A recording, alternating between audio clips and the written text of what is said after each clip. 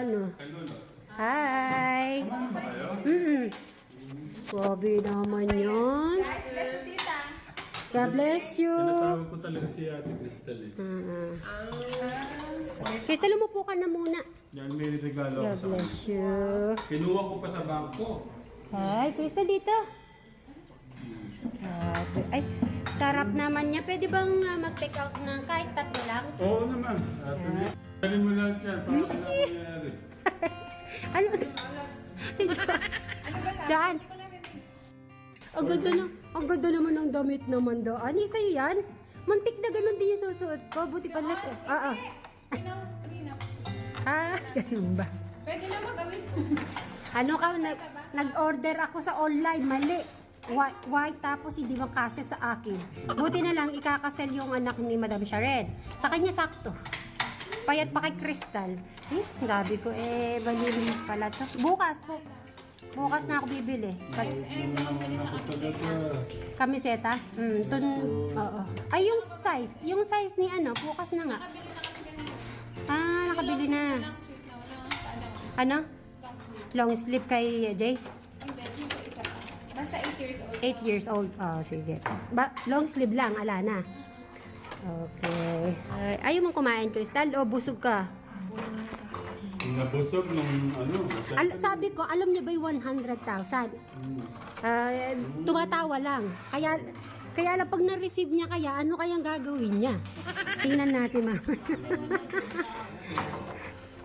Crystal.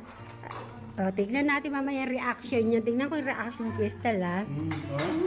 Okay, guys. Mamaya na lang po. Bye-bye.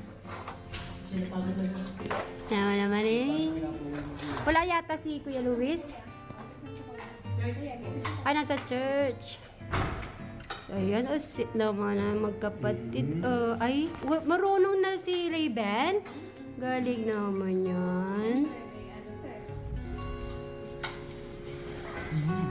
Alam niya kasi yung mga nilalaro sa kanya. Okay. No more na yun. No more.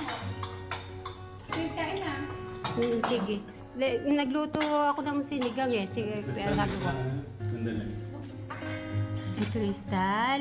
Baka hindi na makapagsalita si Crystal. Kinakabahan mo na si Crystal, Ganun ba yung puso mo? Tanong ko muna si Ate Crystal. Anong gagawin mo sa regalo ko sa Ate Crystal? Ay, Crystal, tinatanong ka. Kailangan maganda yung sagot mo. Ano daw gagawin mo? Ito. Nung sabi ko punta na siya, anong reaction niya? Nung pagkasabi ko nakaano na. Agad kinuha yung bag. Nasa sasakyan na ng tricycle. Ay, ang sweet naman. Kaya napaaga na kami umuwi nun. Kasi naka-ready na siya. Siyempre, ayoko naman maghintay si Crystal. Siyempre, alam ko yung feeling na excited, di ba? Ang dalawa. Epen. Ay, sure naman. Epen. Kaya pinaka-pogi na sa gitna. Ay, sinong pogi? Yan patingin na, sinong pogi daw sa gitna? Baka makita mo. Sino yun? Ay, oo nga. Siyempre, sino pang nasa gitna kundi si Dave? Alam mo, hindi pa yung pumasok ha? Para kay tito at tita niya. Ganun Kaninang ba? lahat niya.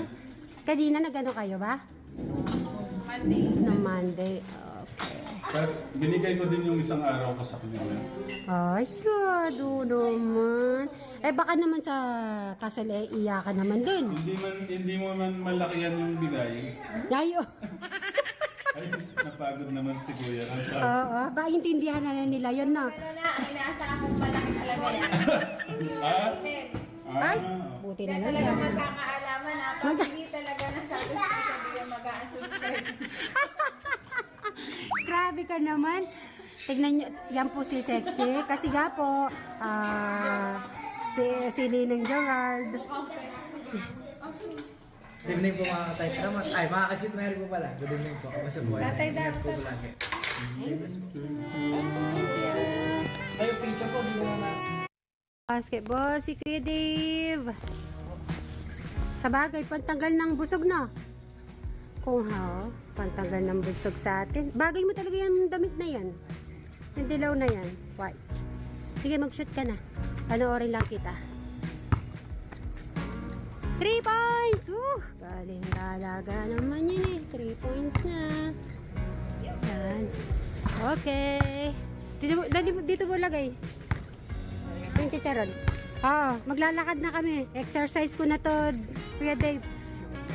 Bye-bye. Nakita mo nagsasakyan si Travis? Okay. Bye-bye. Yung mga kids natin. Bye. Bye-bye. Good night. Tulog ka na after mo niyan, ha? Okay. Isa pa, 3 points. 3 points. Ay, hindi pwede. Hindi ako alas pag hindi 3 points yan. Kailangan 3 points pagpatulog, ha? 3 points. Ay, hindi pwede. Hindi tayo alas habang... Naku, naano po si Kuya Dave. 3 points. Ayun, hindi lang 3 points. 6 points yata yun, ha? Okay, good night.